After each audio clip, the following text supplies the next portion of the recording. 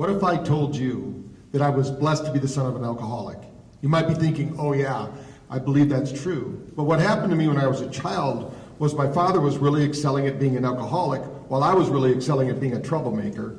And when the church members came over to our house to invite my dad to a meditation group, we all thought, what's that all about? Well, when my dad went there, he found out some really incredible things. First of all, he found out that he was using alcohol to switch off his survivor brain, although he was never getting to what I would call his thriving brain. And that's really what we want. But what he got a glimpse of was being alcohol-free without the need, want, or desire for alcohol just by reducing his stress level. So he wanted to teach that to his kids.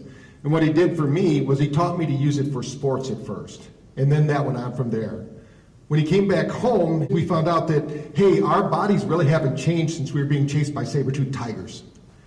That means that when these bodies were running around 100,000 years ago, and we were being chased by tigers or whatever was going on, we'd have stress effects happen maybe 4 or 5 times a week. Now, because of technology, we're having stress effects happen anywhere between 4 or 5 times before breakfast. So these stress events cause a cascade of events that trap us into our survivor brain and resist our body from going into that thriving brain is what we want. So why is that the case? Well, most of the time what's happening to us is it's not just a switch that we can just flip on and off. Our brain goes through different states of consciousness. So when we sleep, we have to slow down our consciousness. We slow down our brainwaves and we get into this state. So that's the sleeping state. If we're in the reactionary state, like driving our car and we have to react through traffic, we have to downshift, we have to get into that hyperactive state. But imagine gear shifts. If your brain worked like a gear shift and you were in San Francisco and you were locked only in third gear because of low-level chronic stress. And so that stress effect happened, and while you're driving up and down those streets of San Francisco, you can't downshift, you can't change gears, and then all of a sudden a dog or a car pulls out in front of you. What are you going to do? Well, you're going to stress out because there's not much else you can do. You're already at the limits. So what we want to do is teach you how to shift those gears. And that's what I found out when I started working with technology and how it affects our biology. We do this naturally, so we're going to mimic nature. But while we're in our homes, we're on our computers, all day long, what's happening to us? We're sitting down, we're not moving our physiology, and we're getting stressed out. And while we're stressed out, we're dreaming of relaxing. And most people would love to have the benefits of meditation, but they don't understand really how to meditate. In fact, meditation is hard. It's difficult because you got to know how to breathe, you got to know the postures. There's a lot that goes into it. In fact, most people that we've measured over my time in research, they actually stress their brain out when they try to meditate instead of relaxing the way that we want. So we thought, what can we do that we used to do in ancient times? How can we mimic that with modern technology? And that's really what we're talking about. But let's imagine for a moment that we're all part of the Plains Indians. We're moving across the plains, and this happens to be one of the days, maybe you're a gatherer, maybe you're a hunter, but you're out doing your business throughout the day. You're doing what you do every day. You get up, you go to work, and you don't really have the stresses we have today because you got up with the sun, you hunted, you gathered, you came back to the village, and we have a natural propensity as humans to want to get out of that state. Like people say, I just need something to break that state up. Maybe that stress is caught up. Well, think about it. If you're in survivor mode, because you're hunting and gathering, looking for the berries, looking for the animals, whatever you're doing, and then you finally make it back to the tribe. Well, at night, maybe not every night, but when there's a special celebration, you're going to gather around the tribal campfire, and you're going to have the shaman there, and he's going to start to use a drum.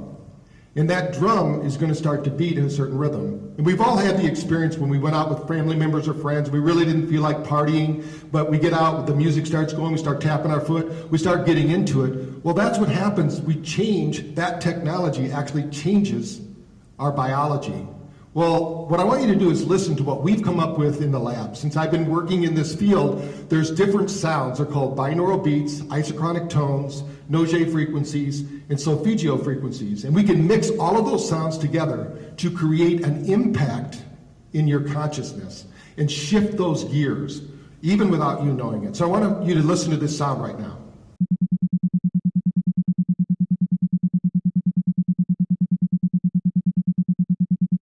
Now, as you heard that sound, you're probably wondering, how is that sound going to relax my nervous system? How am I going to shift out of the survivor brain into the thriving brain?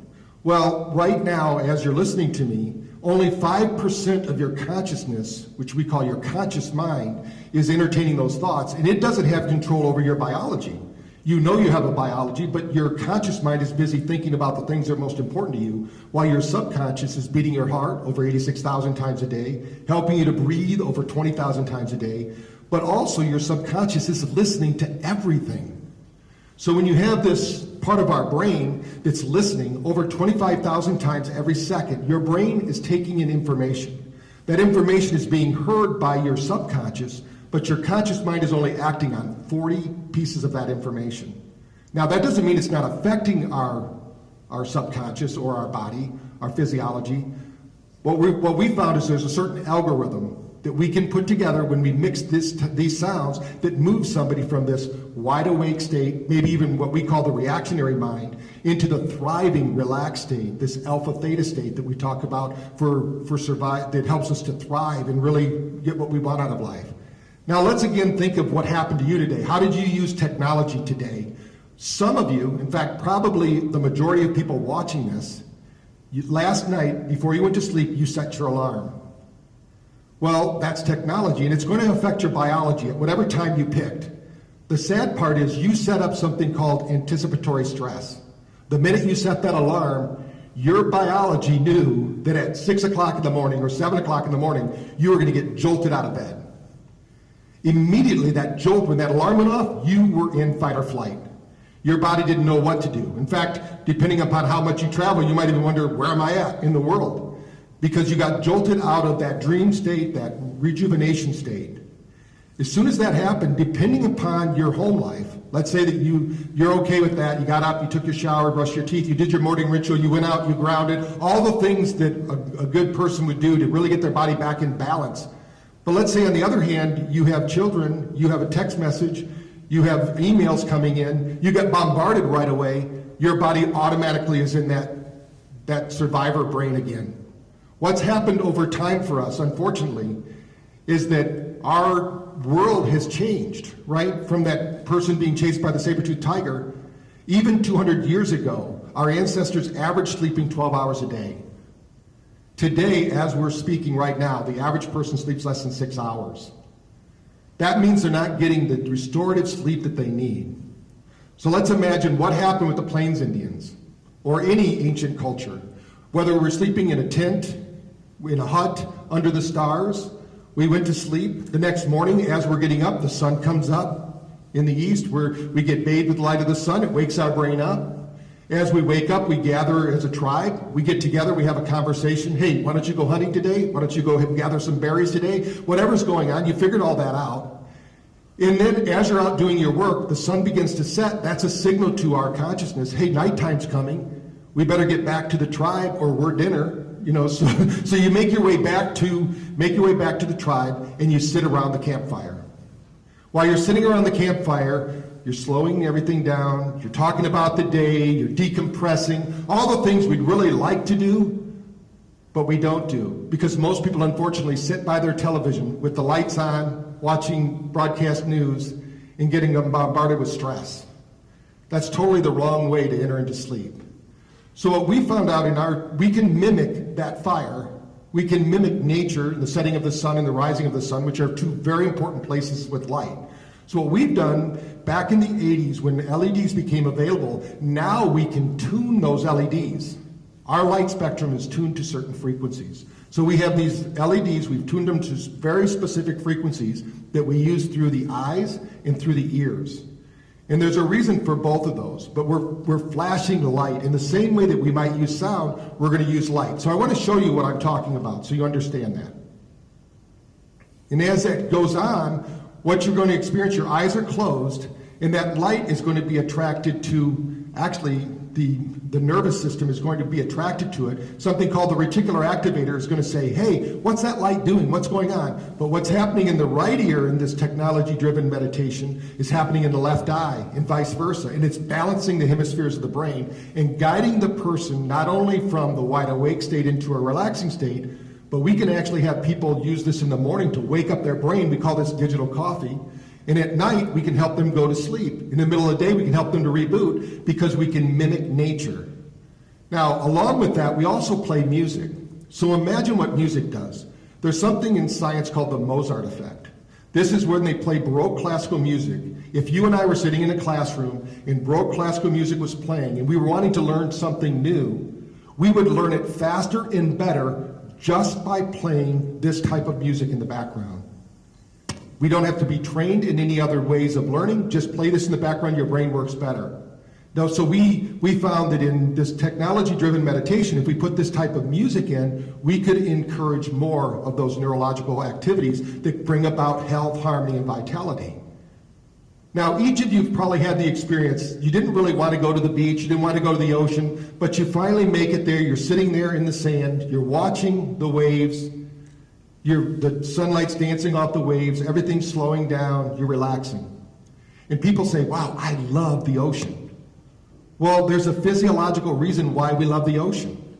That ocean has a frequency response, and our body is always matching the frequencies in nature. So when we're sitting there by the ocean, we start to mimic that 10-cycle rhythm of the ocean. That 10-cycle rhythm creates acetylcholine release. It tells our brain to instruct our gut to begin to create acetylcholine. Now, what's important about that is that's the same neurotransmitter you release when you fall in love. So imagine when people say, wow, I love the ocean, they love it because they're having the chemical corresponding reaction they would have when they meet a loved one. But it's happening through nature, through a response. So we can mimic that response with light and sound and vibration. Now, most of us think of meditation as a guru sitting at a mountaintop somewhere, meditating. But just a minute. Take a trip with me for a moment. I want you to get in my spaceship and we're going to head toward Earth. As we're heading toward Earth, we look at Earth and we're able to measure the Earth's frequency response. It has a 0.01 to 100 frequency response. This means that wherever we're at on the planet, we can measure the energy or the vibratory frequency of those different places on Earth. Remember, the ocean was 10 hertz frequency. The mountains are 7.8 hertz frequency. They actually call this the Earth frequency or the Schumann frequency.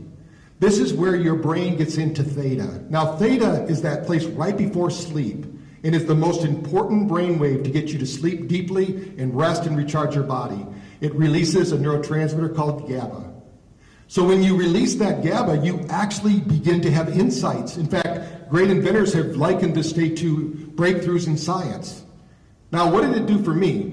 When my dad taught me how to do this for sports, I was thinking, wow, it's just going to affect me in sports. But I had no idea that I would become a 3-sport captain, I would be an honor roll student, I would get a PhD, I would create technology that's literally changing thousands and hundreds of thousands of lives, millions of lives, with a plan to better 1 billion brains. It all happened because my dad spent time learning to relax with technology-driven meditation. So what I want to do is share with you a little bit of the science. I don't have time to go through all the science. We've been researching this for a number of years and proving out the science. But what we did this year, actually, in 2020, we were asked by a group of integrative health practitioners to present at an NIH-sponsored event where we took 100 people, 50 men, 50 women. And what we did, these were people that had no meditation experience. They simply wanted to learn to relax and actually lose weight. That's why they were there. So we measured them using heart rate variability before and other neurological functions and after. What we found out was that during this study that we could get a 38.5% response, stress index response, which means we were able to lower their stress 38.5% in just 20 minutes. Now, the incredible part of this and why we were asked by the NIH to present this paper was the overall neurological changes when we measured 9 different parameters was 27.3% response overall, which means without any practice, you can literally press play and you can begin to change your life. So what I'm going to encourage you to do is start your research. You don't have to spend 20, 30 years learning how to meditate.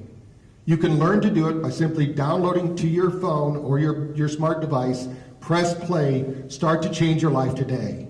And I know that you can be part of my mission, which is to better 1 billion brains. So start researching, start learning, and let's do this together. Thank you.